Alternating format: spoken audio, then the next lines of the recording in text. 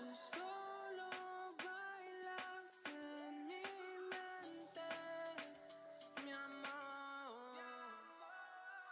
No hay nadie más con que prefiera bailar. Aguanta y baila. Como fuego iluminamos el cielo con nuestro amor. Aguanta y baila siempre. Baby, quiero nadar en tus palmas. No necesito sombra ni paraguas. Mi amor, me gusta cuando estamos ahí. Botella como será calentita. Y no tengo mucho que perder. Yo aguanta para mí. Yo te enseño, baby, todo lo que te mereces, mami. No hay nadie más con que prefiera bailar. Aguanta y baila. Cuando agarro tu cuerpo nunca lo suelto. Encima de mi baby siempre te siento. Siempre te siento. Siento. No hay nadie más con que prefiera bailar. Aguanta y baila. Como fuego iluminamos el cielo con nuestro amor. Aguanta y baila siempre. Y ya llegó el momento de dejarte. Siempre me duele cuando estamos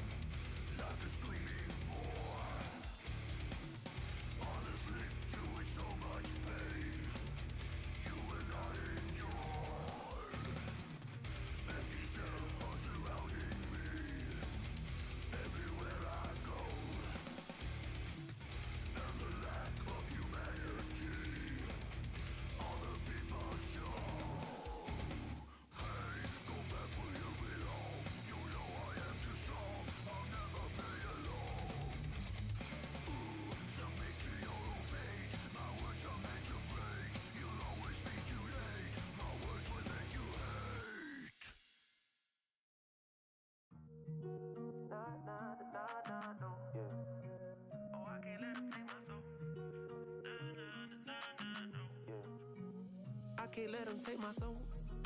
Nah, nah, nah, nah, no. Oh, I can't let them take my soul. Nah, nah, nah, nah, no. See, we was cool right before it hit your fist, but it hit the fan when I got him down and pinched. But I took a break, I had to leave and go get cleansed. God forgive me for all my sins. I can't say these cause my last name ain't Kent. Cooking on the stove, that's the way he paid the rent. Working on the pole, that's the way she paid tuition. Better watch your soul, cause you know they trying to get it.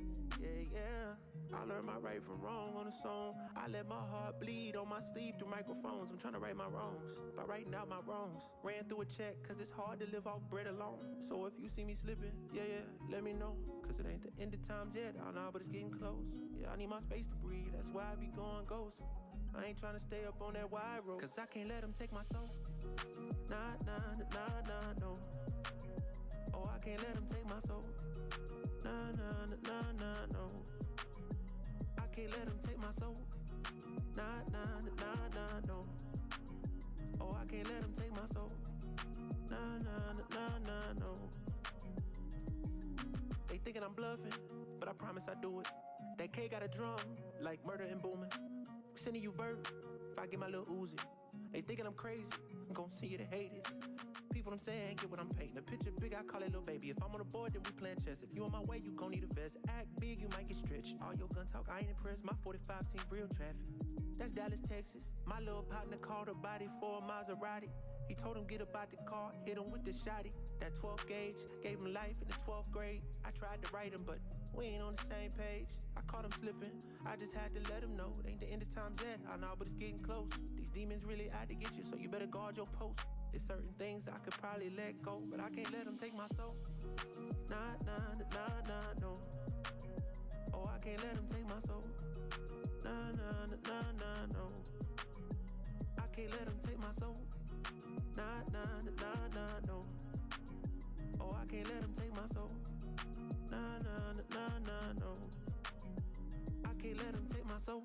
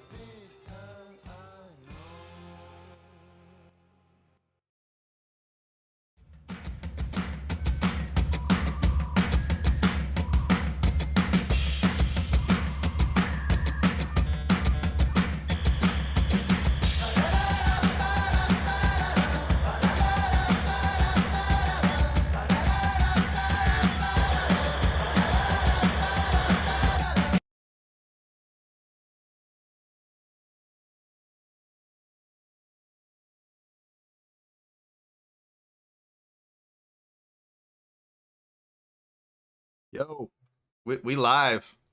We in this. What's up, man? What's up, Sean? How you doing? What's up, everybody on Twitch, Twitter, and YouTube? Welcome to another episode of Generation Orange. I'm your host, Mark Segovia, alongside my co-host, Sean Ringwell. Sean, what's going on, bro? Bro, I am hurt. I am hurting inside this week. Yeah, man, I bet we'll get to that, man. But everything else, how's work and the life and the personal life, everything good? You know, I can't complain about work. I can't complain about personal life.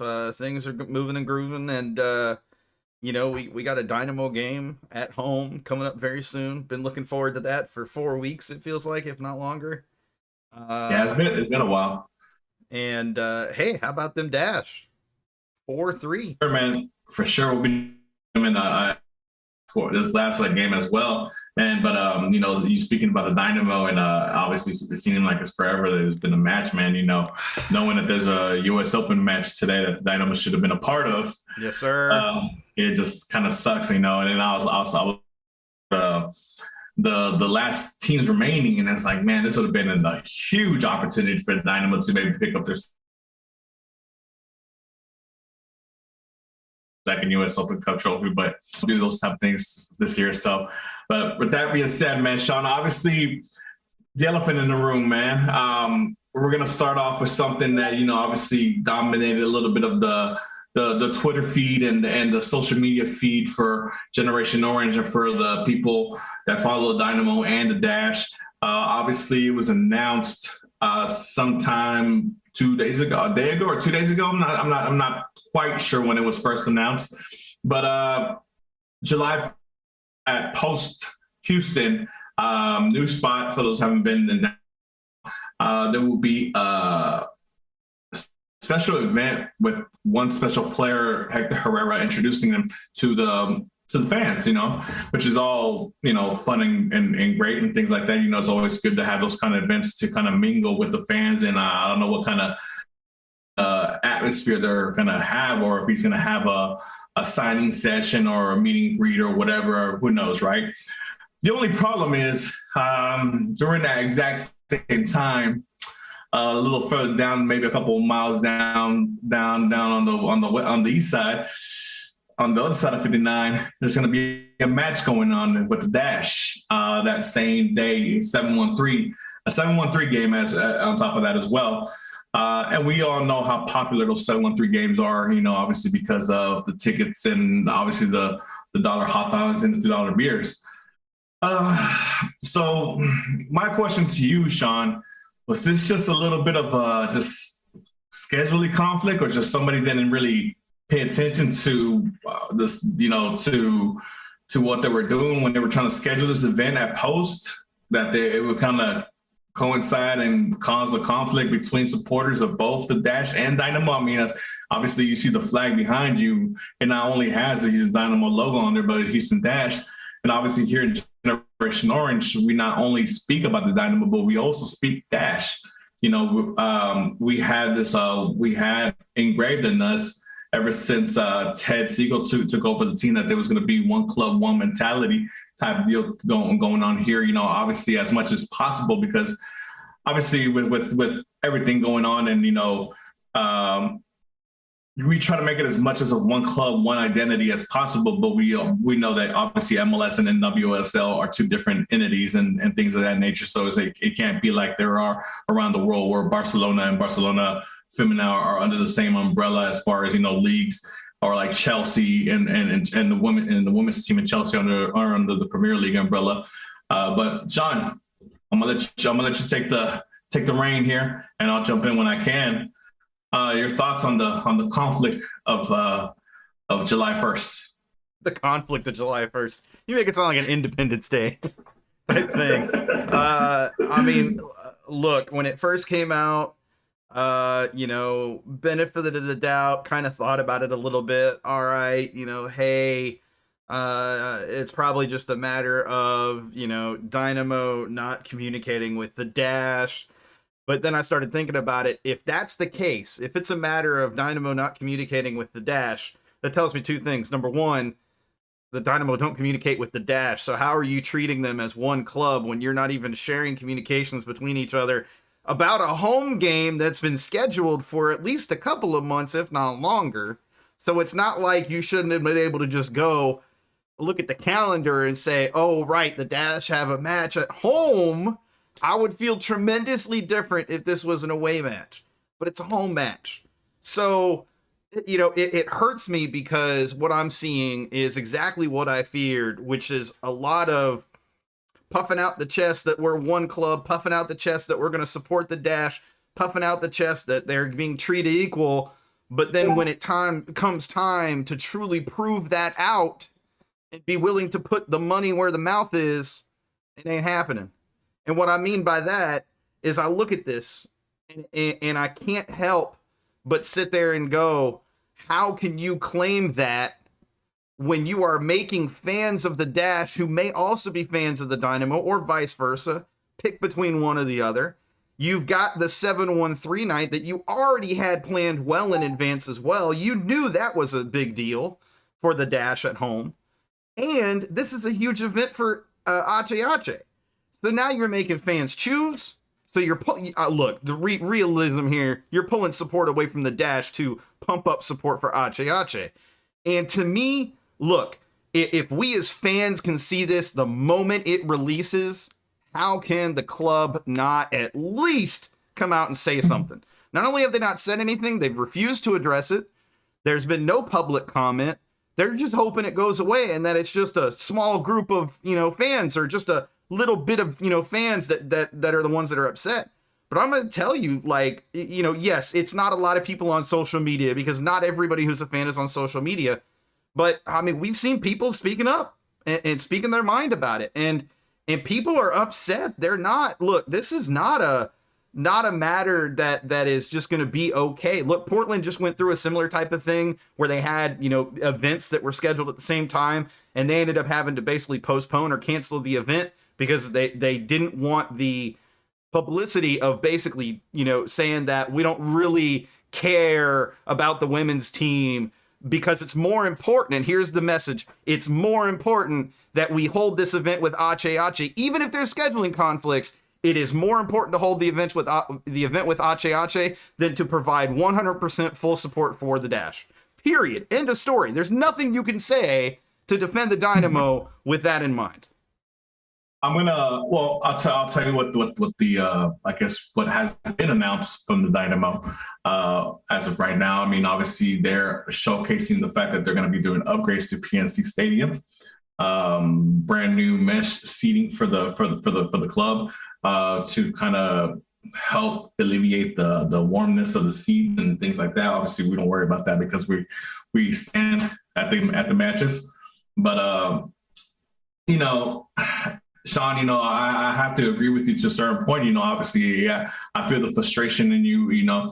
Obviously knowing that the Dash, they've always kind of been the back burner, obviously from the previous regime and things like that. And obviously we want to support the ladies. We do the show and we always try to make it an effort to have Dash News on here when we do our shows, right? And we try to make sure that we support them and we let people know what's going on as far as matches and who scores and what's going on with which lady, with which girl, and et cetera, et cetera. To go a little bit on the devil's advocate here side, sure. I mean, I think the Ache Ache event, obviously, I think there's a lot of different variables that we need to take into consideration. Obviously, yes, the Dynamo can easily go and say and just scrap the event and and just do that would be kind of, I guess, just, hey, let's just not do it. But at the same time, I think the Dynamo are looking at this as an opportunity where I think for the most part, the fans who have spoken on social media, who have obviously replied to our tweets, and commented on our DMs and things like that. I think those fans will be at the match for the Dash. I think this event is more to gather people who are not necessarily Dynamo or nor Dash fans and bring them over to this event, even though there is a link for anybody to to kind of, go in there and hope to get a ticket for the event.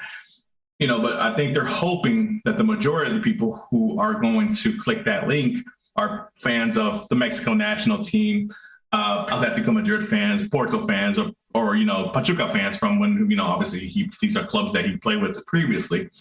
And that he would maybe spark an interest to those casual fans to where they can bring them to an event at a new place downtown.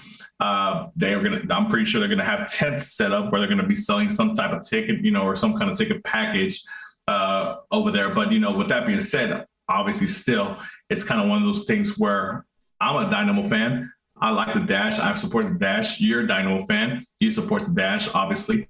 A lot of people are in the same boat.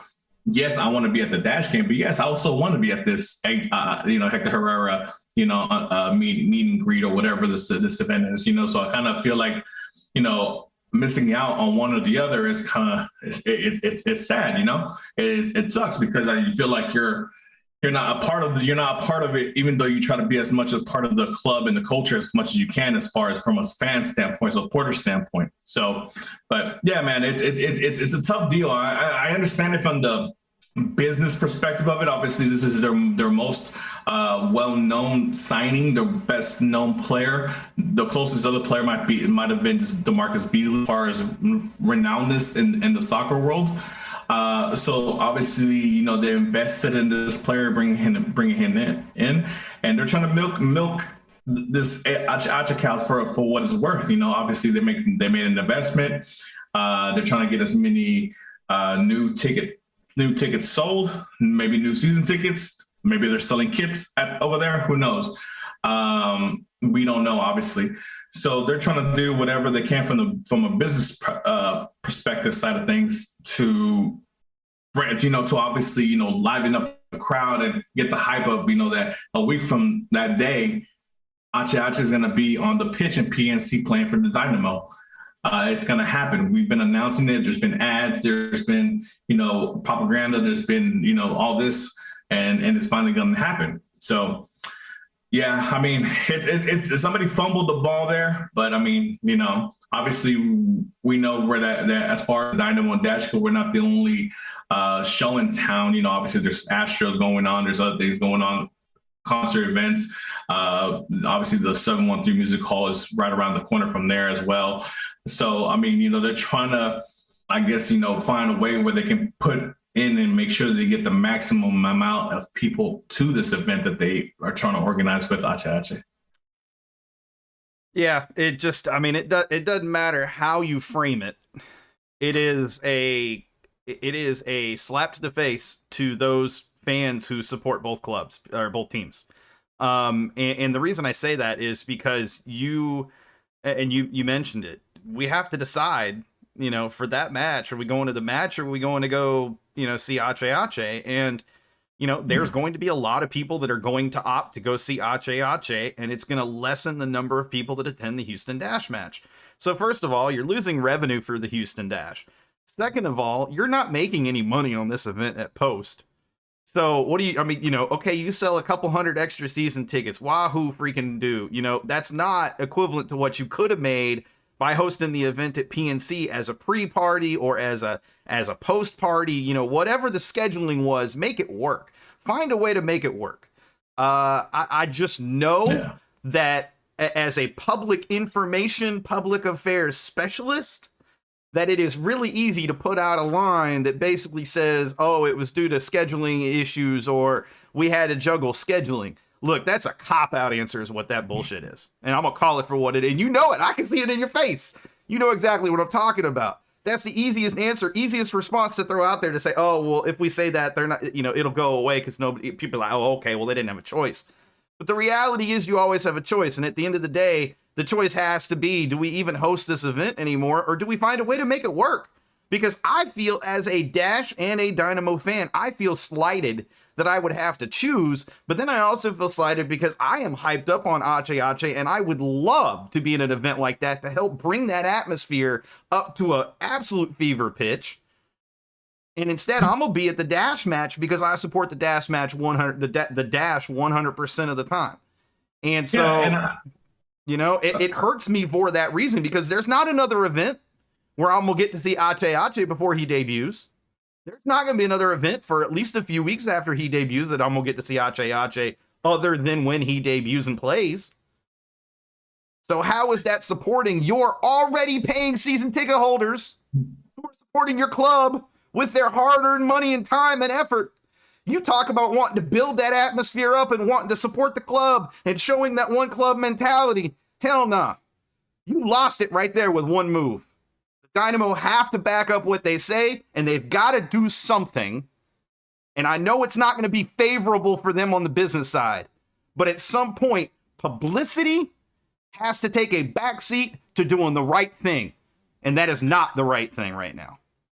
Yeah, I mean, and not to mention, I mean, obviously you're going to lose some fans from going to the Dash game, going to that Ache event. But I mean, also, I'm sure that they're expecting to have huge media presence. Oh, no, guaranteed, because that was the target of that event. It wasn't new season ticket holder opportunities. Hell no. It was to get the media out so that they could broadcast it all over the television channels everywhere. Yeah, obviously, you know. So imagine, hold up. Wait, Mark, I got an idea. So you hold it at PNC before the match. Suddenly you got media at PNC for a Dash match? Oh, shit. Look at what we just did in 30 minutes. We just came up with a brilliant plan. How can you not work it out? Come on.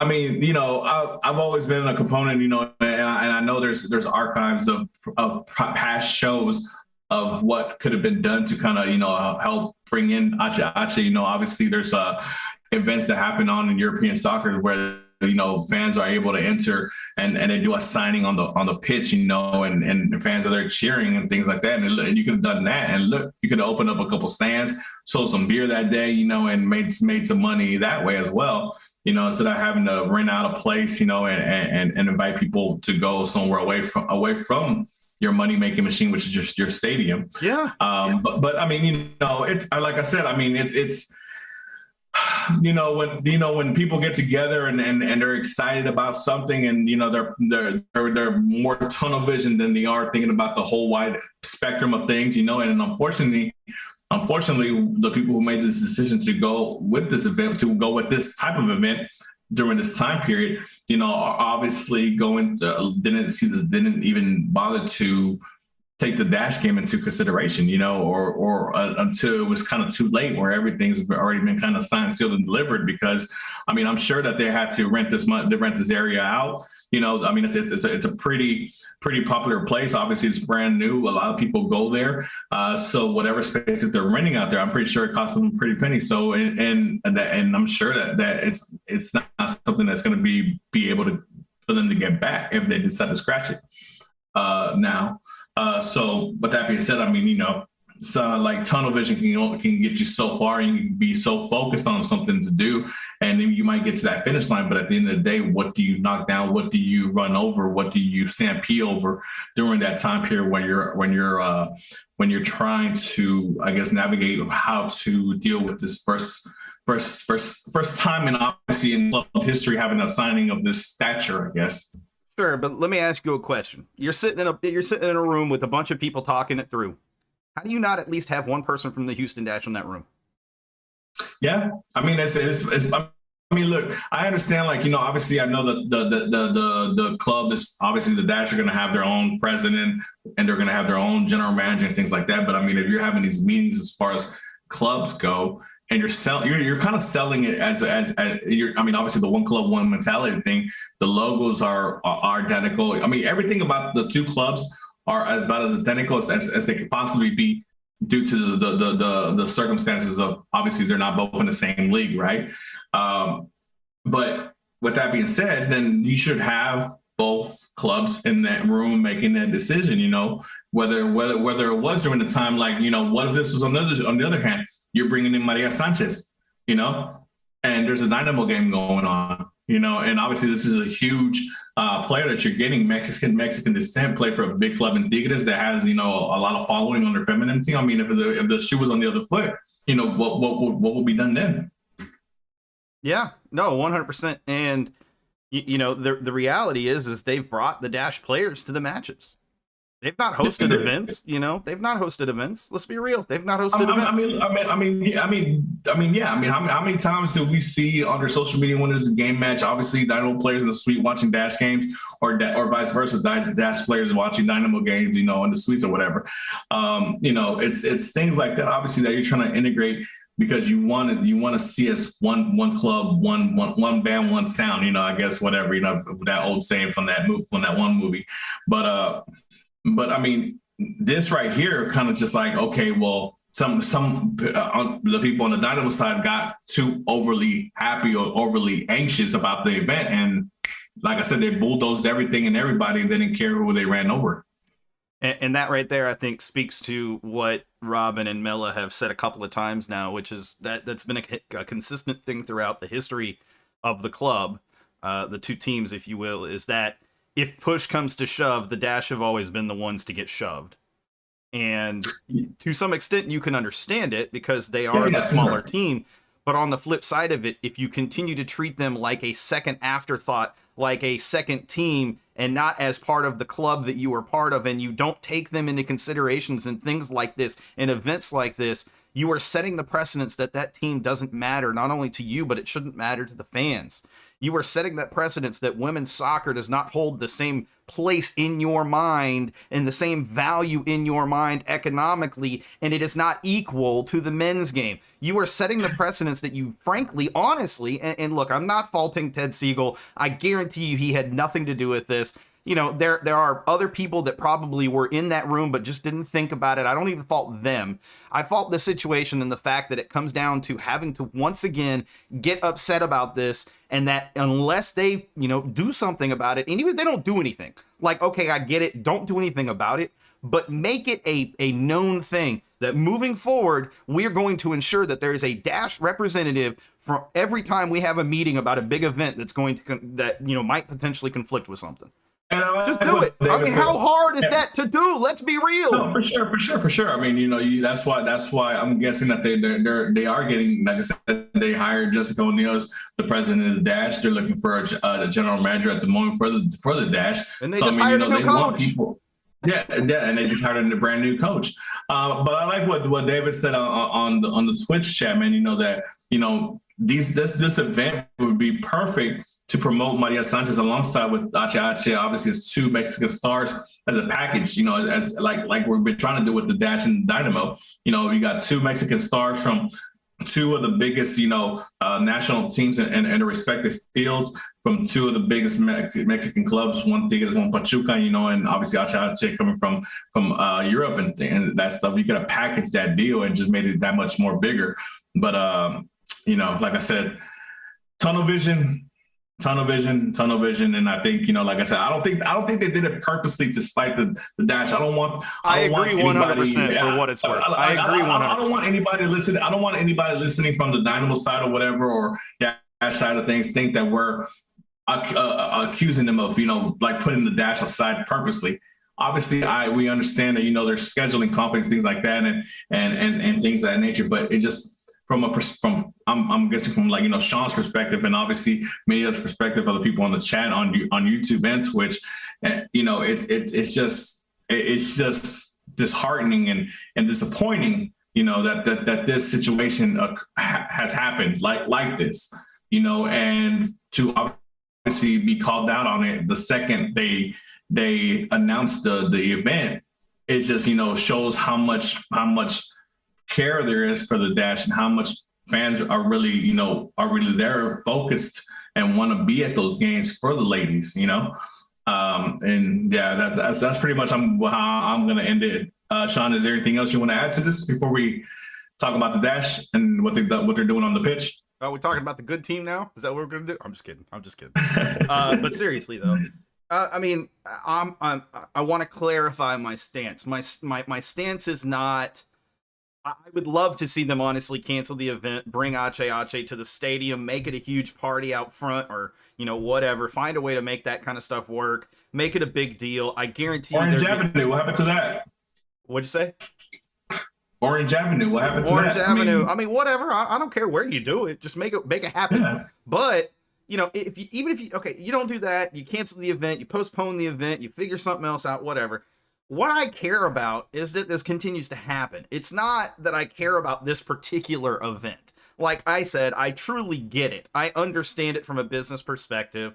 I get it. If I take a step back, yes, absolutely, it has power because it's a huge opportunity to get media, supporting Ache, get Ache out there publicly. You need to get the public appearances as much as possible. But I think if you take that a step further, what I want to see come of this is I want to see the Dynamo, not the Dash, the Dynamo, the club, the front office from a business side, acknowledge that, yeah, we probably made a mistake and we didn't consider the ongoing events that would be taking place the same day. We can't change it now. Okay, like I said, I get that. But we are going to make a concerted commitment to making that change so that in the future this doesn't happen again. And here's what we're doing. All I have ever asked from this club is transparency at every level. I am tired of having this opaqueness where things are done behind so many closed doors that it takes a gosh darn army of network people to find out what rumors are even going on with my damn club. I want to know who we're talking to. I want to know who we're engaged with.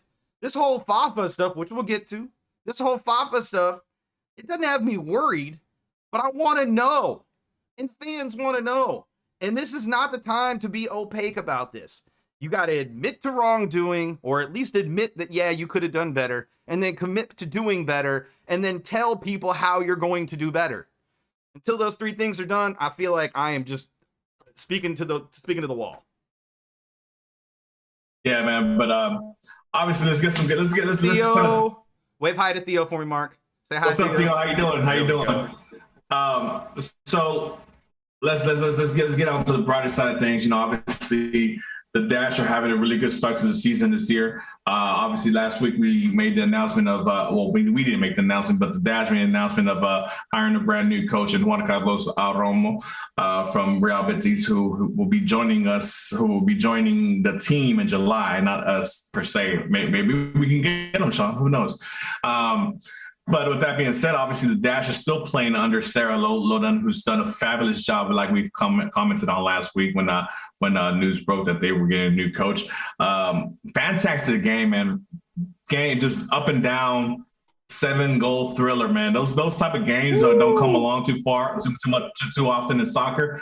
But when they do, man, they're so great to see. And then obviously, just the way the Dash came out the second half and just 1, 2, 3, just laid out the knockout punch. Obviously the North Carolina coercion, they back down. They try to make a little bit of a comeback at the end and make the score tighter than what it needed to be. But, it's great to see the ladies out there scoring and assisting and making goals. And Maria Sanchez, 1 goal and 2 assists in the game, showing why she was brought in, to obviously help with the offensive dependency that the Dash kind of have when Rachel Daly is not on the squad, because she's obviously in international duty with England right now at the moment.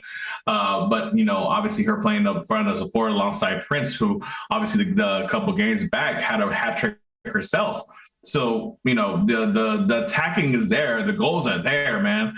The defense, it's still a little shaky, man. It's still a little shaky, but obviously the girls are getting there and they're getting better and they're improving and all that stuff. That's all we can ask for. Sean, your thoughts on the game, man? 4-3. What a thriller. I love it, obviously. But the other thing I'm starting to really like is seeing Maria Sanchez playing wingback and how effective that can be. It gives her space, it gives her opportunity, and it gives her the full vision of the field to make incredible runs, incredible passes. I continue to see that, and I'm like, I need more of that. And we talked about it last week. That is something that Amoros is known for doing, finding other positions for players that maybe they've not played before or they've only played a little bit, focusing on their strengths to minimize their weaknesses. And man, I tell you what, these types of situations we're going to start seeing more and more under Amoros. And again, Loudon said in a post interview that she FaceTimed Amoros so that he could revel in the glory of that moment together with the team and the players. And that right there says everything about how committed Loudon is to make, to this working with Juan Amoros as well. And to me, that's just a sign of how great this team can be. maybe, this year we make the playoffs, next year, who knows, right? Now we got our coaching staff in place. We've got two incredible coaches, and two incredible minds when it comes to coaching, comes to football, soccer, and we've got the players right now. We absolutely have the players. Yeah, I mean, right now the Dash are tied for second in points. They're third place right now with 15 points, behind leader San Diego with 18. But the Dash have a game in hand, so they're right there, man. They're right there, fighting for the top of the table, which is something that we haven't seen in this club as far as NWSL regular season has gone. But obviously, I think it's clear for the Dash and what their objective is and what their goal is for the season, and that's to make the playoffs. That's to make some noise. Obviously, during COVID when they won the Challenge Cup, how much pride and how much joy came to them.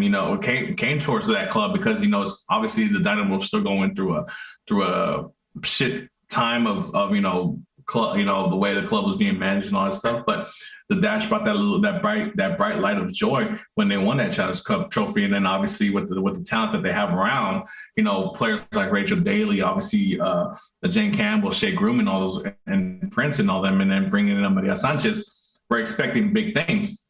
And they're living up to it. I mean, like I said, Evidence said on the chat that the back line still needs improvement, but a win is a win. I totally agree with that. They're winning. The defense is still a little shaky, but obviously they'll have opportunities to improve that and to make that better, to get better with chemistry as the season goes along.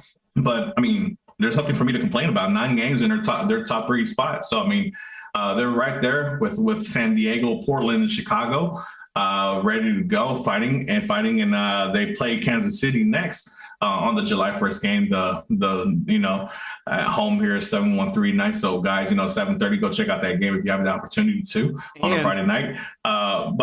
Say it again. Really important here, why this was such a huge result. Number one, they were down early. Number two, this was on the back of a tremendous beating by the opposition, by Portland here at home. So to do that on the road, to come back, to have the mentality, to have the fortitude to come back on the road and do it in that way and still concede more goals and still keep firing and keep going after it. It says a lot about this team. It says a lot about their character, and it says a lot about these ladies. Look, that this team is becoming a powerhouse before our eyes offensively. Like you said, get a little bit of the back line working a little bit better, find ways to improve in those areas. And man, the sky's the limit for this team right now. Yeah, I mean, this month is it was up and down. I mean, they started the month with a 5-0 beating of Orlando, which was out of nowhere and got us all excited and hyped. Against Angel City, they tied. Which is, hey, a tie is a tie. You're gaining points. It was away, so a good result for those guys. And then Portland comes here and just slaps the shit out of us. I mean, no, you didn't even put it delicately. That's being real, man. It was bad. I was like, ooh. Kind of brought us back down to earth. But then, obviously the girls weren't phased. Every once in a while, you're gonna have a game like that where something like that happens, and you just gotta look at you got to try to find the positives of that game and move on.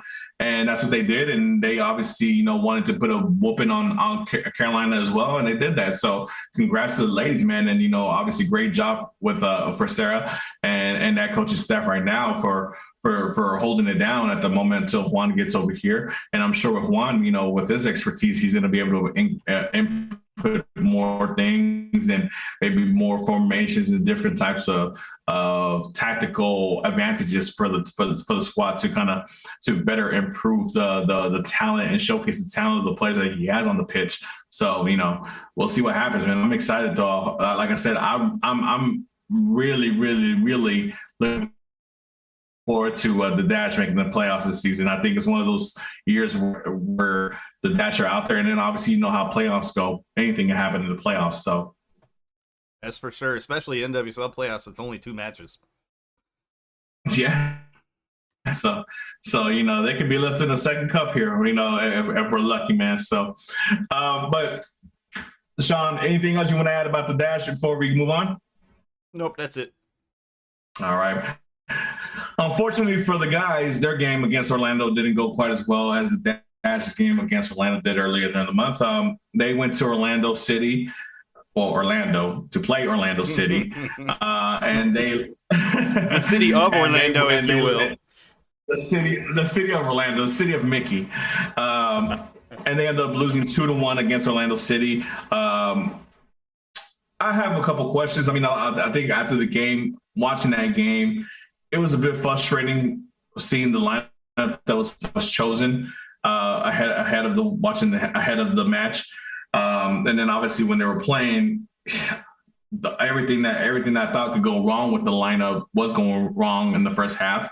As far as no creativity, no passes, forward for the forwards to be able to create or actually do anything as far as scoring goals. Was doing their job, but the team selection for that game it was a little sus to me, and I'm not sure what the thought process was.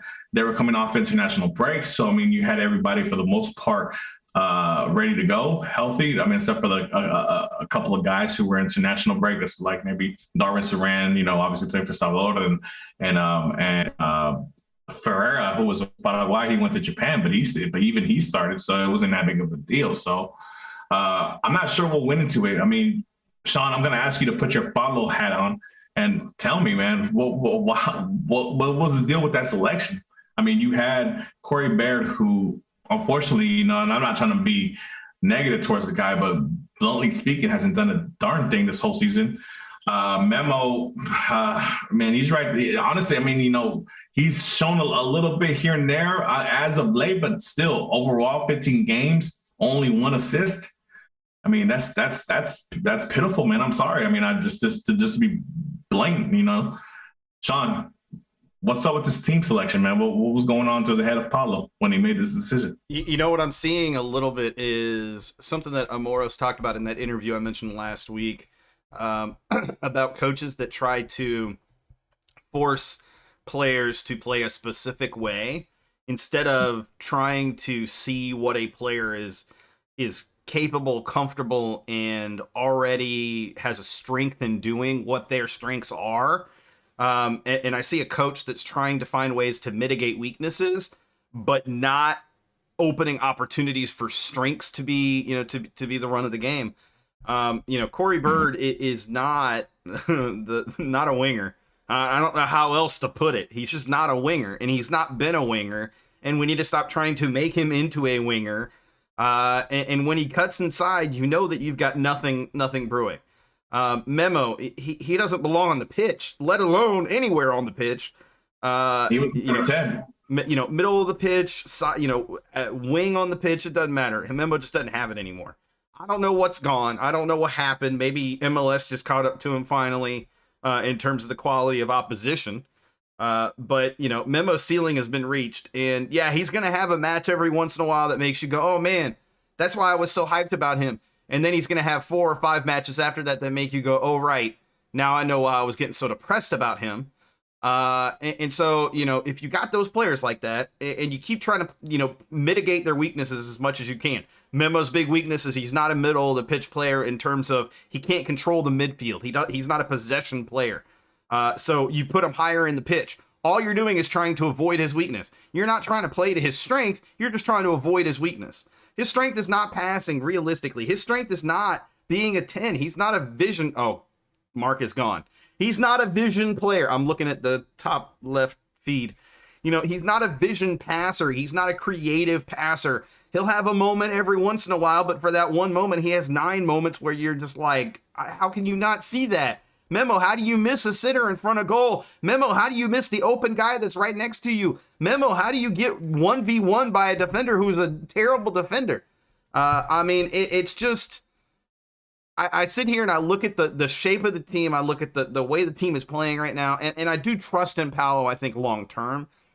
But I think what I'm seeing right now is just a lot of players that are not adequate to what Paolo specifically wants to do. And like I said, I look at that interview from Amoros, and I think that's a guy that understands soccer. In soccer, you can't just mitigate players' weaknesses. You have to play to their strengths, and you have to give them opportunities. Maybe Memo's not a central midfielder or a winger.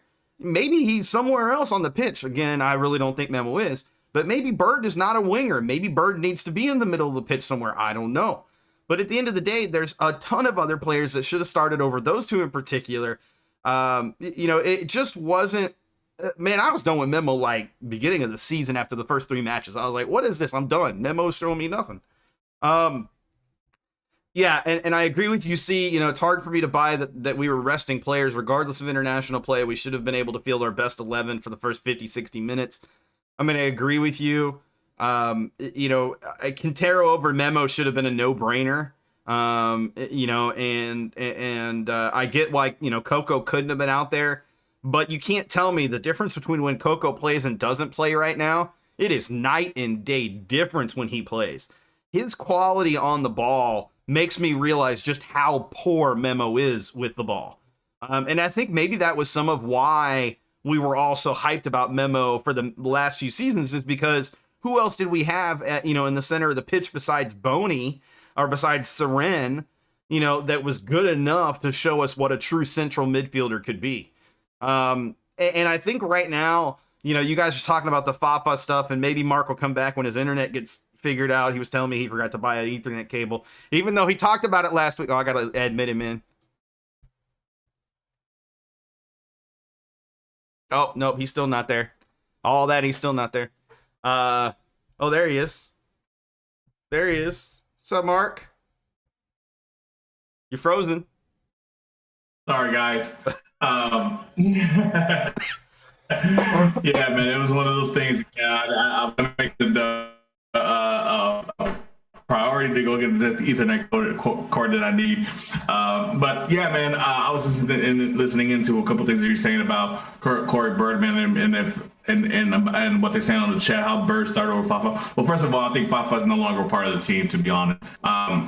So let's start off with that.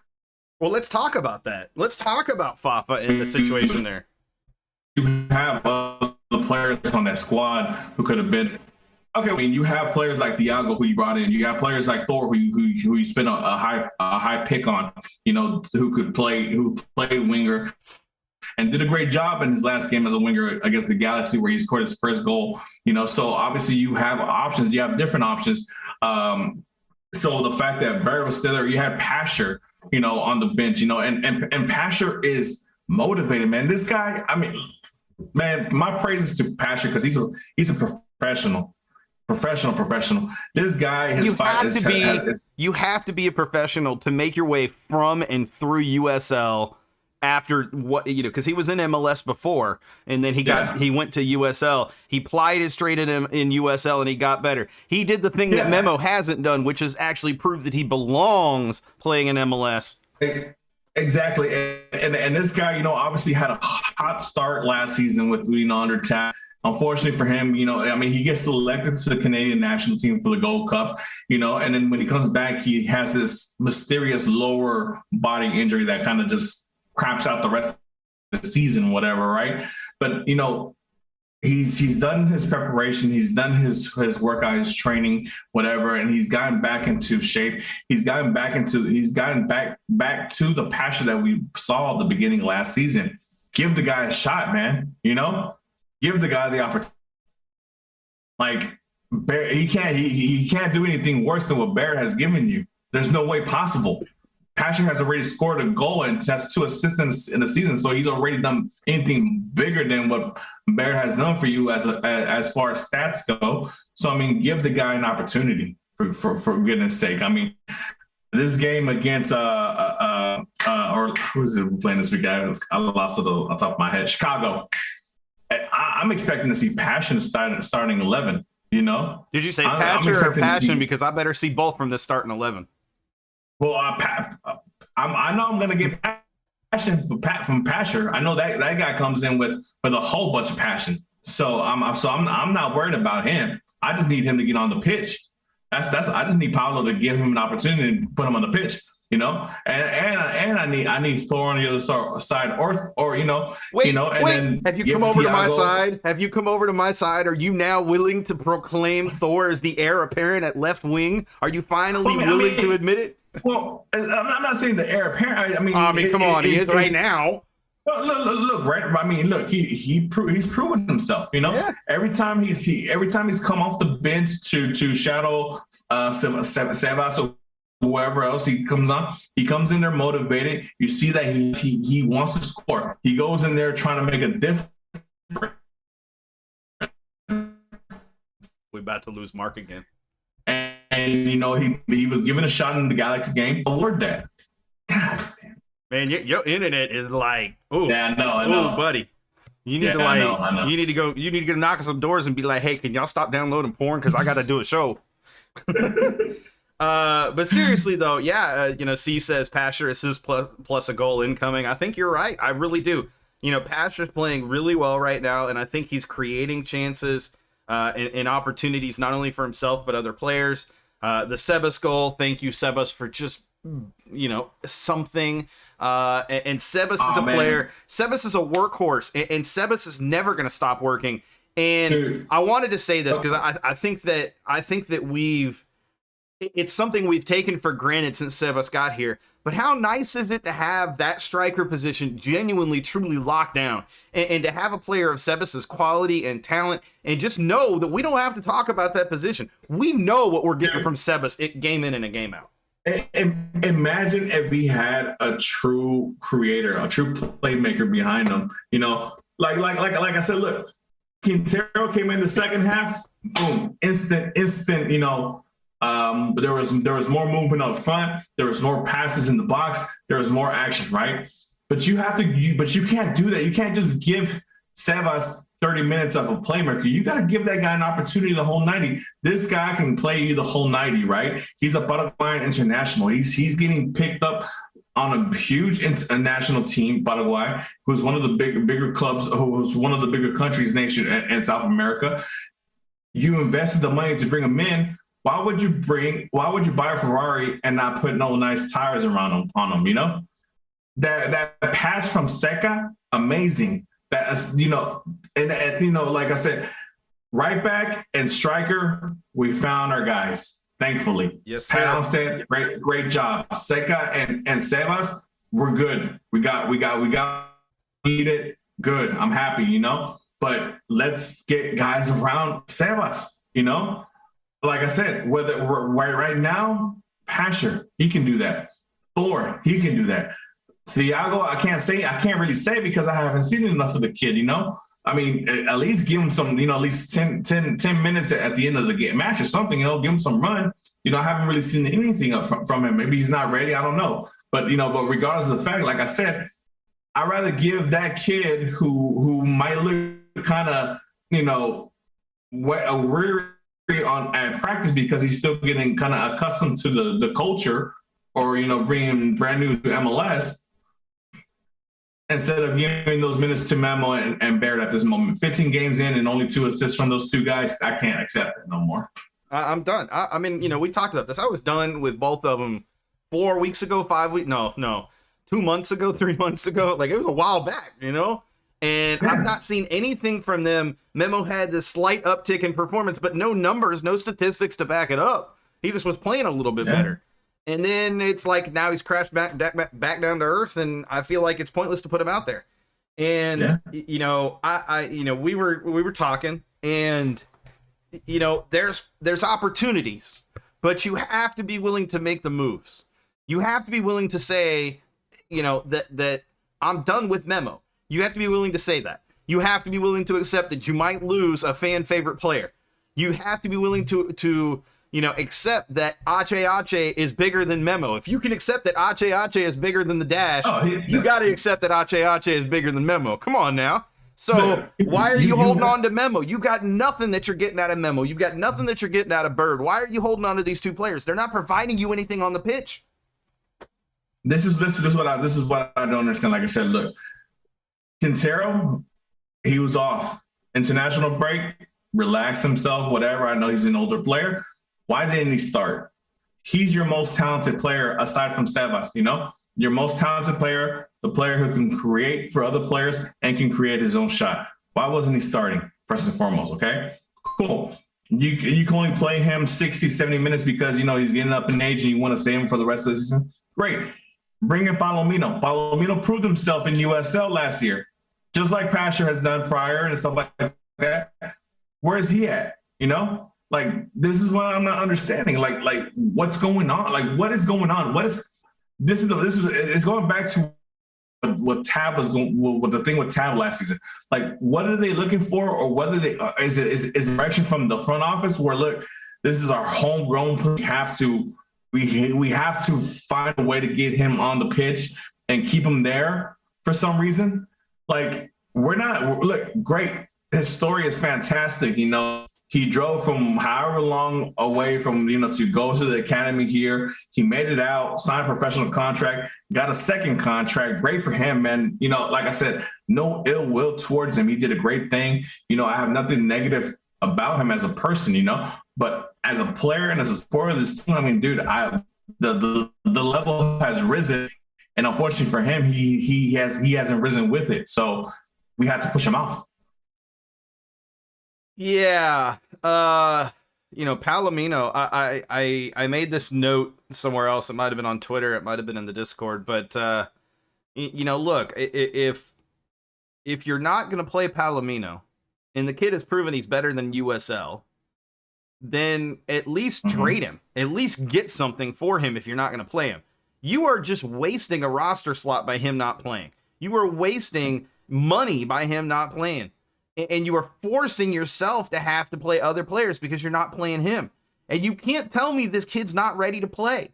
He went out there and dominated in USL in a way that, you know, I mean, when I say dominated, I don't mean like, you know, the top tier star in USL, but good enough to at least make multiple sub appearances for an MLS team that is struggling. There is no reason to be starting Memo when you at least could have put Palomino into the last 30 minutes in the match, you know, and let Quintero start. There's no reason that you can't be bringing on Palomino. And if you really truly think Palomino is not ready, then I have to question your coaching ability. I genuinely have to question your coaching ability, because that kid is ready. He's been ready for 3 years, and we continue to sit here and have to like champion the cause for him because the coaching staff don't want to give him the opportunity for whatever reason. And I don't frankly care what that reason is. I'm tired of having to wait. At some point, it's clear the kid is who he is. Whatever that is, he is who he is. And if the kid is who he is, let him be that. He's proven that works in USL. Why can't you let him show that's how it's going to work in MLS too? Yeah, I mean, I don't understand it. That is one thing to me that is a complete failure by Paulo and his coaching staff. Yeah, I mean, you know, obviously he was on to USL. They started this MLS Next league, and dude, look, the Dynados Beto wasn't a top scorer in MLS Next for no reason. Papa kid, he's not a top scorer for no reason. There's somebody distributing the balls to these guys. And who was that guy? Palomino. He's the one. He's the orchestrator of the offense in the Dynados. So he's obviously showing that he can do Dynados without any hesitation. So when does he get the opportunity on the first squad? You know, when does he get the opportunity? You had U.S. Open Cup games. You didn't play him there. Nope. So I mean, what are we doing? You're putting Memo Rodriguez, who's already had 5 years of time to prove himself and to hopefully showcase his skills and be this great player to show what kind of academy the Dynamo have. Great. He graduated. He did his thing. He got a second contract, and that's it. I mean, your ceiling is your ceiling. That's what it is. If that's his ceiling, he made it, you know. But I mean, but look, if I have somebody else the same position, could do the same things, and might potentially have a higher ceiling, then I got to put that guy in. You know, because the possibility and opportunity of something happening greater than what I have now is more intriguing to me than having something that's been so unattractive for such a while that I'm just like, man, you know, like I said, I don't have anything towards Memo, but just the watching him play frustrates the shit out of me. You know, like it's bringing this negative energy towards Memo to me for no reason. You know, I hear because I see the level of player that the Dynamo are bringing in, and I see that Memo's not there, and I'm sorry to say he's not. You know, and I wish he was, but he's not, and we got to move on from that. Yeah, I mean, I agree. Speaking of moving on,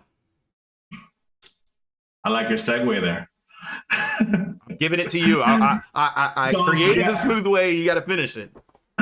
Obviously, so speaking of moving on, we had a lot of reports, a lot of rumors, obviously, that are swirling around one of our wingers, one of the key signings during the TAB era, Fafa Pico, who obviously there's a lot of rumors about Liga MX teams being linked to him. One of the clubs that I keep hearing, the one that I hear more often is Pumas, but there's other clubs surrounding as well, interested in his services. Sean, obviously, obviously I know a lot of you guys in the chat, and obviously Sean, obviously loved to pick at me for how I treated Fafa at the beginning. Obviously I wasn't a big fan of the guy, not of the guy per se for the guy, but just him just being running, and it was just nothing but outside calls. But at the end of the season, he ended up with decent stats as far as 11 goals, and I think it was 5 assists, something like that. So he ended up the season being Dynamo Player of the Year, which doesn't really say much for being a last place team last season, but it is what it is. I guess you could be the best of the sorriest, but it's all good.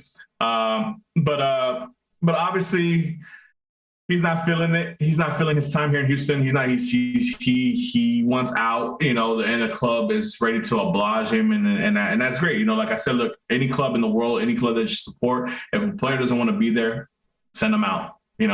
If you shouldn't have any negative energy in there, not to say that Fafa's out there, being negative about the squad or the club or anything like that. But if you have a disgruntled player who doesn't want to be there, sell him, send him out. Your thoughts, Sean, on Fafa Pico and his legacy here with the Dynamo? I mean, yeah, I I hate that I agree, but I agree. You made the point, Fafa, last season, there were plenty of detractors early in the season, and I kept saying, give him time, give him time. I'm not saying that I know everything, but I do know a thing or two about soccer. And Fafa was a fantastic player last year. He came into the season, and I don't know what it is. Maybe it's Paolo's difference of approach. Maybe it's that, he's got competition at that position with Thor getting opportunities. Whatever it is clear that he is disgruntled, dissatisfied, not content, call it what you will, ready to make a change. And for some players, they need that change of scenery, and he wants to go to Liga MX, and there's Liga MX teams, that are interested. We're going to likely try to maximize and get whatever we can for Fafa. I get that. I understand that. But that isn't going to exactly create a huge opportunity for us otherwise, because that roster slot is going to be filled pretty much immediately by Ache. Not by Ache. But that roster slot will be open. But whatever, it'll just be a regular slot. It's just going to be a regular slot. And honestly, he wasn't making that much money, so it's not like you're you're going to have a whole bunch of salary available. But if he wants to go to Liga MX and there's teams interested, I mean, at this point, I'd take $350,000 for that dude, in a heartbeat. I'd take $250,000 right now in a heartbeat. And I'll throw in Corey Bird. I mean, I don't need to do that when I can just trade him to intra-league transfer him over to a team in USL. I'm sure he can do fine there. There you go. And I'll throw Memo into that trade or that transfer. I'll let you have Memo for free because he ain't doing me any good. But the reason, I sit here and I'm watching Fafa this season, and I see the difference. I see a player that, outwardly is trying to make it clear that he's, nothing's different. I'm still giving the same amount of effort, but mentally you could just tell he's kind of, I wouldn't say checked out, but he's definitely not giving that same level of passion, that same level of just running until his feet fall off. Now, a lot of it is he's been defended much more physically this year when he's played.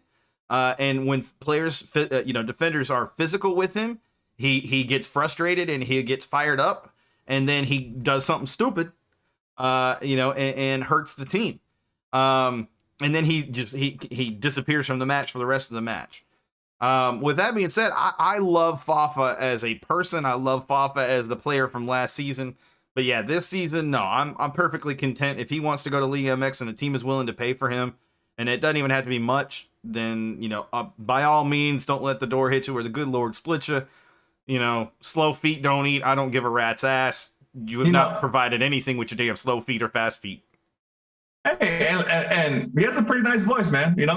I like what Evil's got going here. I like it.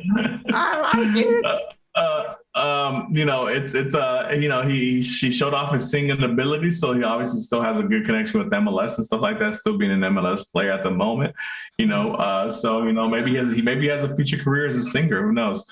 But yeah, man. I mean, obviously, look, Fafa was the key signing, the key player for the Tab Ramos era. Obviously, unfortunately for, Tab at the moment with Matt Jordan and Brenner, they weren't trying to bring any kind of high end players. So that's what it's kind of what it was kind of what it is, what you can get. If you can get them, grab them. And that's what it was. So, his speed, his pace, nobody can ever deny him that. He does run quick and fast, but then obviously when he's not running offside, he's losing the ball dribbling, and like I said, and like you said, obviously defenders are going to defend and they're going to put pressure on him, and he's very slight in figure, and obviously bigger defenders can push him around and he gets frustrated. So it's an unfortunate thing, obviously, and am I going to miss Fafa? Whatever. Like I said, if you can get something for him, great. Get something for him, open up the spot, bring in somebody else, or give somebody an opportunity from Dynados that you think can. But give those minutes are going to go on to Pasher, Thiago, Thor. Hopefully those players and not more to Corey Baird. But we'll see what happens. Like I said, it's been said on Glenn Davis's show when he had his interview with Pat Austin that they are looking into bringing a attack minded player. That is the main focus as far as bringing another player in the summer transfer window. So we'll see what they have up their sleeves. Obviously, we only know what we see as far as mechanisms and what kind of spots they have open at the moment. They don't have an international spot. They don't have a spot available until they get rid of some players. So, but obviously one move happens, another move happens after that. So we'll see what happens. But yeah, man, on the chat they say trade Fafa memo to LAFC for Vela. Man, I know Sean brought it up on Twitter a couple of days ago about, Vela being an option. I know a lot of people probably, laughing at the fact, whatever, this and that. Myself, I had a little bit of a giggle when I saw it on there, but it's hypotheticals, it's things that, who knows? Why not, right? If LAFC and Vela can't come to an agreement, this is his last year. He has not signed an agreement. So as soon as the season is over, if there's no new contract extension, he is a free agent, free as can be. And why wouldn't you want to, bring in one of the players who's been the face of the league, who still has, to be honest, still showing out. He's still one of the top 5 players in the league at the moment at his age. I mean, he's only 31, 32, I believe, if I'm not mistaken. So, I mean, he still has enough, in him to keep going for another 2-3 years at the most, in my opinion. Who knows? Obviously motivation and player objectives are always, up there, and how motivated that certain player is going to be is always an issue, of not knowing how they're going to be. But if he is motivated, he wants to keep going, why not? I mean, Vela is one of those players who can probably challenge for the all-time goal scoring, held by Wondolowski. Maybe that's one of the things he wants to leave as a legacy for joining this league. Who knows? Or just win an MLS championship with somebody. If he doesn't do it with LAFC. Obviously, with the connection with Hector Herrera now with the Dynamo, it's something that maybe can be a little bit more plausible for the Dynamo as far as, having somebody who's actually played with them to go give him a shout, give him a call. Hey, man, What's up, Carlitos? You know, hey, I'm here in Houston. We're having a good time. Got a lot of good taco places, a lot of good Mexican restaurants down here. Come through. You're from Cancun. Cancun's only a 2-hour flight from here. Let's do it. And we got the hobby flight now too. You can go straight to Mexico. Oh, there you go. So you ain't even got to worry about that intercontinental traffic no more. Just fly straight out of hobby. You can fly Southwest, but or I mean, I'm pretty sure Ted has a private jet he can borrow for every once in a while to trip to Cancun. I mean, look. All I'm saying is when I brought this up, here was my thought process. You said, and I quote, imagine if there was a playmaker serving Sebas and what Sebas could do. Imagine if that playmaker was just Vela out on the wing. Ooh, Lordy. I mean, think about it. Think what Vela did for the career of Diego Rossi. Yep. You know, Diego Rossi. Dude, I would have Diego Rossi on my squad right now if possible. Heck yeah. And that's because he was able to do what he was able to do because the focus was on Carlos Vela because he's the bigger star, he's the main attraction, right? And imagine what I was going to say, and if you have Vela on the right, you could theoretically play Pasher on the left. Sure, that may not be his favored position, but he's only having to go at one defender half the time because that other defender ain't going to be on that side. They're going to be pushing out towards Vela and Sebas. They're not going to worry about Pasher on the left. Oh, yeah. See, this is the thing. When you have a player of that quality and that deserves that has that type of attention from opposing defenses, it opens up for everybody else. You know, dude, if we were able to find a playmaker of that caliber, I'm not naming Vela per se, just a player of that caliber or higher, dude, Sebas is easily a 20 goal scorer, 20 goals a year goal scorer easily. Yep. If he's scoring goals like the way he did against Orlando off a cross from almost half the pitch from Seca and scoring great headers like that, dude, easy. If he's getting passes and crosses that open them up and give him space to shoot, easily 20 goals a season for Sebas. And that's what you brought that guy in to do, you know? You just gotta give him the squad around him for him to be able to do it. And look, what that also would allow, I'm just saying, again, I don't know anything, so don't be like, oh, Sean said that Vela was coming to Houston. No, I never said that. But if you do that, look, if that happens, if you bring in Vela, if you can find a way to make it work, if LAFC are willing to entertain the idea, if you can find a way to make it work, whatever that may be, it doesn't matter.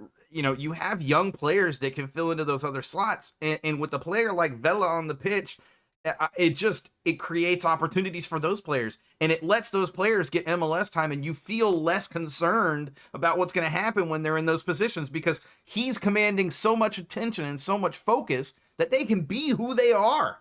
They don't have to worry about anything else. So, just say it. Yeah. I mean, look, like we mentioned earlier with Seca and Sebas, right? We already know it's great to know that you have positions and you can just say, oh, Sebas, Seca.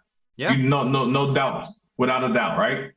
And you know, and we have other positions that maybe, you know, obviously with Hector Herrera coming in, you know, great. You know, Matias Vera is another guy who, you know, who's done really well, even though he's been stuck in a crappy situation with the Dynamo as far as losing goes. But he's been always a player who's come in and play with passion and heart. You know, he's another one. Coco has been another one. So I mean, slowly but surely, we're starting to be able to. Hey, when the first team lineup comes out, we can already tell you, hey, 5 of these players should be on the team sheet without a doubt. You know. And that's how you go about making a quality team, a playoff contending team, a championship contending team. Once you are able to stabilize and put those players in, and they know like, hey, X player is playing here, X player playing here, X player playing here, without a doubt, you know, that's the way to go. I mean, that's the way to go. Let me ask you this question, and this is just something that popped in my head, so I'm kind of curious your take on this. Would you consider Oh man, I want to ask it, but then I don't want to ask it because I already know the comparison's going to fall short. But I'm going to ask it anyways. I'm going to just bite the bullet and ask it. Would you consider Carlos Vela like the LeBron James right now? Right now, I'm not saying he didn't obviously come from high school to here or whatever. No. But would you consider him like the league. LeBron James? Like he is, he He's is legacy personified when it comes to Hall of Fame right now. Yeah, I mean, look, he's the face of the league. You put him on any team, instant playoff contender at the very least. Like who's a sorry team right now? I don't have the standings in front of me right now, but I mean, think of a sorry team right now. I mean, you put a Carlos Vela on that team. Seattle Sounders. I'm just kidding, bro. No, Seattle. SKC is one of them. Dude, you put Carlos Vela with SKC. They're automatic. They're playoff contenders easily. They might even bump up to championship contenders. And look, I am not personally, genuinely personally, a Carlos Vela fan. I do believe that his best years are behind him, but I would still take 80%, 75% of Carlos Vela. Whatever it is, between 75 and 90%, I'd still take that over anything we have at right wing right now, to be totally honest. But you also have to understand, soccer players are lasting longer. I know a lot of the stigma before was you got to get rid of players as soon as they get on the wrong side of 30, you got to start willering them out. Players are going up to 34, 35, 36, 37 years old and still playing at high levels of the game, And then, like I said, and if a player's enjoying their time playing wherever they're playing at, they're going to give you that much more because they enjoy going to work. They enjoy coming out there. They enjoy being cheered on by the crowd.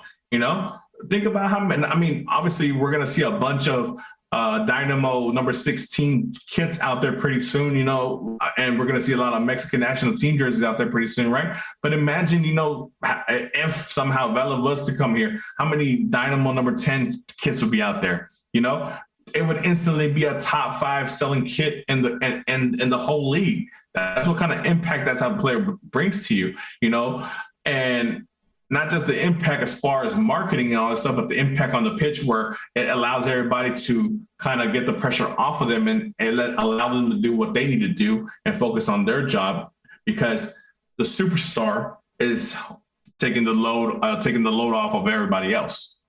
Absolutely, 100% yes. But Sean, obviously, look, we talked about the Dynamo losing. We talked about obviously the questionable decisions that Paulo and the coaching staff have made as far as team selection. Obviously they lost against Orlando City 2-1. They're going to play a game this Saturday against Chicago and Saturday Shaqiri. Those of Liverpool following would know who Shaqiri is. Shakira, didn't she just separate from Gerard Piqué? No, the other Shakira. The other Shakira? Oh, okay, the other one. No, that's Shakira. I'm sorry, I can't pronounce his name. Shakiri. No, you pronounced it right. Shakiri. You pronounced it right. Yeah. It's so close to Shakira, and with it still had soccer relevance. So how could I not pass up that opportunity? So before we get to the prediction of the Chicago Fire Houston Dynamo game, obviously we want to get to the poll question of the day, which is what we do every time when there is a show with me and Sean together. I know sometimes, Sean's on by himself and sometimes I'm not available. Sometimes we don't do a show, but when we do, there's a poll question of the day. Guys, we feel we indeed appreciate the support on Twitter, you interacting with us on these polls and telling us what you think about the questions and, obviously picking your answers. But Ache comes July 9th, right? Between now and then, there's 3 games between, the July 9th game, the Texas Derby against Frisco FC here in PNC Stadium. How many points in these 3 games do you think the Dynamo are going to achieve? They play Chicago, they play Portland, and they play Charlotte FC. So the question, the choices obviously were 0 to 2 points, 3 to 6 points, or 7 points plus. And with 74% of the votes, people think that it's going to be 3 to 6 points. So anywhere between 3 ties, a win, 2 losses, 2 wins, one loss. A lot of different combinations to get to the 3 to 6 points. 19% said 7 points plus, which I like. I like the way y'all think. And 6% said 0 to 2 points, but we know that those are those Austin broccoli haters that follow us, whatever, or Frisco haters that want to go on there and comment. But Sean, I pose you the question. What do you think? How many points do you think we get out of these next 3 games? And not only that, obviously, it's depending on how well the Dynamo do these next 3 games. It puts less pressure on the arrival of Hector Herrera. So I also want you to, kind of think about that as well. If the Dynamo do go on and do really great these next 3 games, how much of a relief that'll be for that Texas Derby to not be so, oh man, we got to win, Well, it's a derby, so we have to win, especially at home. But your thoughts on it?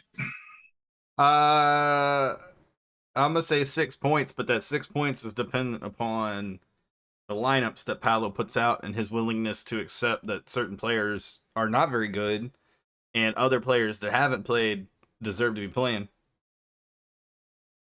Simple. Simple. Okay, so 6 points, that's 2 wins and a loss, I'm guessing. So who are they beating? Who are they losing to? They're not beating Charlotte. They're beating Chicago at home and then Portland away. Oh, Portland Timbers. I think Portland's our second biggest rival behind SKC. I don't even think Portland is just Portland is frustrating because they always have our number, but then they don't. We have their number too. But every once in a while, I was gonna say, but every once in a while we turn it around on them. It's just that they do tend to have the bulk of owning us when it comes to owning us. Like they are. But I think we own them more in the important matches than they own. I mean, they might beat us more frequently, but I think as the important matches, and obviously, we're talking about the last time we were in the playoffs where we beat them in 2017. But I think it's fair to say, and tell me if I'm wrong. I think Timbers are right up there as far as rivals for us. Obviously it's they're in the north, they're in the northeast, and we're here in the southwest. I'm sorry, in the south, and they're in the northwest. Yeah. Yeah, I think there's been a couple of classic games between Portland and Dynamo, but so 6 points. So 6 points. Obviously, right now we're at 18 points. So that gives us 24. Depending, obviously, there's a lot of things that can happen. 24 points should kind of have us right there on the cusp of playoff, or depending how well the other teams above us do.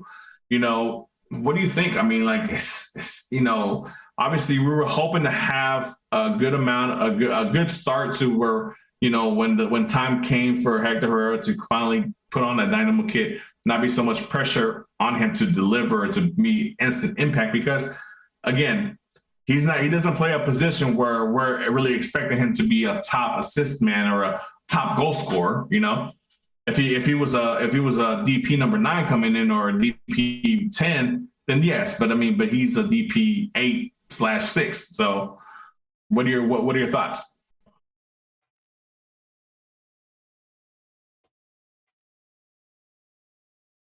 Thoughts at all? Speechless? All right, let me ask you this. Yeah, go ahead. Ask me a different question. What are your predictions for this game on Saturday against Chicago? I see, as I said, 3-1 Dynamo. The scores are Sebas, Quintero, and Pasher. So, what are your thoughts? I'm feeling like 1-0 Dynamo win. Against Lonely Fire, Chicago Fire, after the last place team in the Eastern Conference? I'm pretty sure they're not, buddy. They're not? No. Make sure. Let me pull up this table, check. man. Go check. I thought they were, man. I thought they were doing not too well, but I guess I haven't been keeping up with my Chicago Fire content as much as I should be. What? I'm shocked. I'm shocked. The Cuauhtémoc Blanc, yeah, they are. They're last place in the Eastern Conference. I knew I saw they were last place. I made you question it, though. I don't know, man. Maybe they're on a little streak that I didn't know about. Who knows? But 1-0. So that's at home against Lonely Chicago Fire. Kind of harsh, Sean. Look, with the lineups that Paolo's been putting out these last couple matches, anything is possible. That's I don't have confidence right now. I don't. Even though I said 6 points, I don't have confidence right now. Yeah, the last 2 games obviously have been a little bit of a sour taste, especially the Orlando City, because I think the Orlando City match they should have won. They could have won, man. I feel like they let that game go. Honestly, even if it would have been just a tie and got the points, but I mean, I think if they would have started off with the lineup. I gotta ask, was it offsides? Man, so look, I looked at the angles, right? And obviously somebody posted on there it was obviously offside because but looking at it, dude, like the way the place landed, the balls were right from Sorrento. Yeah, so it's like I'm like, what is this guy talking about? And then I looked at the version, obviously that Darwin put on his personal Twitter account, whatever, and I was like, man, dude, the more that I look at it now, because at the time, I looked at it and I was like, man, he just went over because I could have sworn I saw him lean in, so I was like, oh, they got him because of his shoulder. But when I saw it again and I'm like, dude, the refs got us again. VAR got us again. So we've now I feel like, man, we dropped 4 points based off VAR or the lack thereof. The Dynamo are not going to get respect until Ache is here. That's all I'm saying. Yeah, it's frustrating because we'd be at 22 points, and 22 points is 7th place, and that's right there, playoffs. So I mean, and right now we're sitting at 10th, and and like everybody's right there. We're 3 points away from last place, So I mean, it's not like we're anywhere. I mean, there's an improvement. Obviously, you see the team has improved from last year, but as far as standings goes, it's kind of one of those things where we're still kind of bottom feeders, unfortunately. So, but yeah, man, Chicago Fire, I need them to bounce back. I need them to be like the Dash and bounce back and just slap the shit out of Chicago Fire and show that home crowd, give them something to be excited about in anticipation of Ache July 9th. So I'm going to go a little bit more of a 3-0 win for Dynamo. I think Sebas is going to have a brace. And the other goal, who can score the other goal? Pasha. Let's go with my guy Pasha, man. He's due. My guy Pasha. Let's do it. But yeah, man, I'm gonna have a little bit more optimism for the Dynamo this Saturday. And like I said, that's me without me knowing who Paolo's gonna choose for the team selection. Obviously, if the team selection is what it was for Orlando City, then I'm probably gonna have to go 1-0 or maybe even 0-0 tie. But we'll see what happens. But yeah, so I'm 0. Sean is 1-0. But yeah, man, I'm just looking forward to it. I'm hoping to see a bigger crowd for the Chicago game. Obviously, with now we're literally a couple of days away, maybe a week and a half away from Ache gracing us. So I mean, the hype is there. I think the excitement is there for it. So anything else, Sean, you want to add to this prediction or anything else you want to add to it? What's your bold prediction? You ain't said your bold prediction. Yeah, I said 3-0. Oh, that's you said it was your prediction. 3-0 is my prediction. A Sebas brace and Pasher goal. Oh, all right.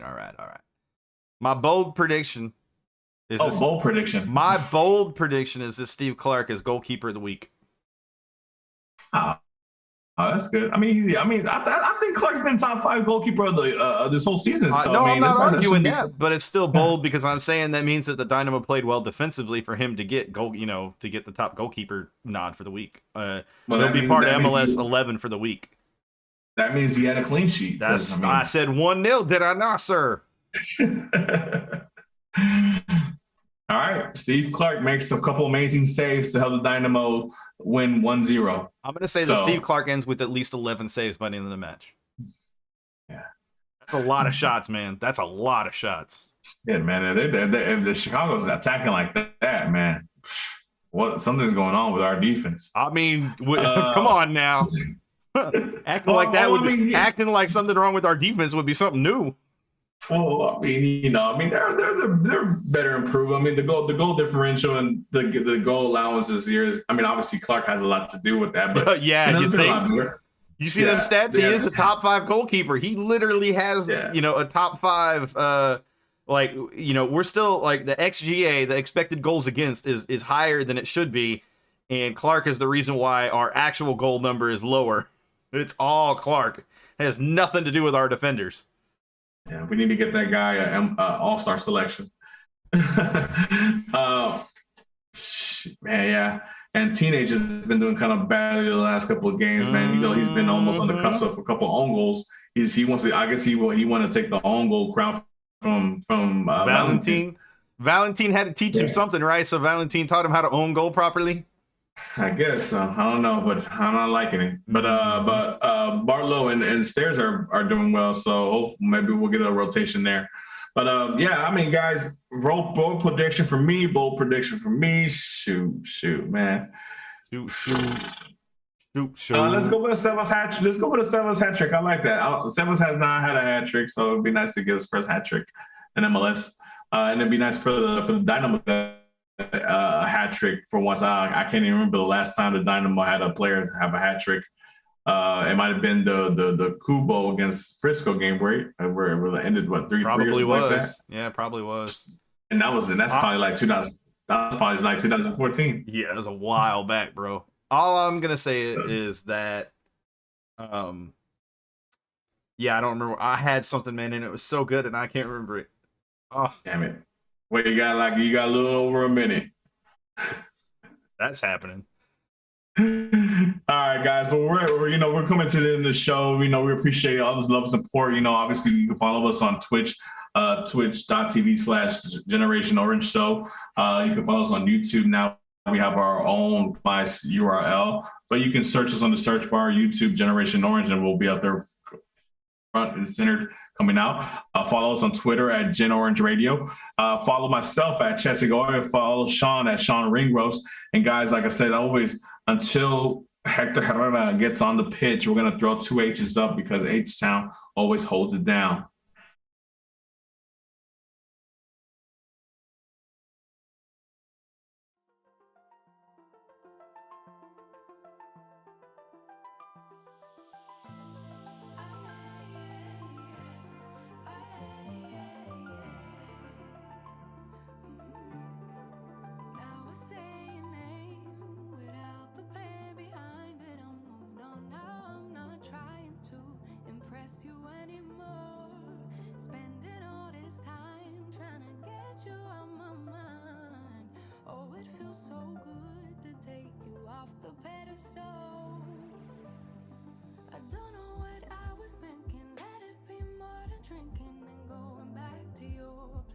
Never to see you again. That was simply delusion, followed up with confusion. That was just substitution for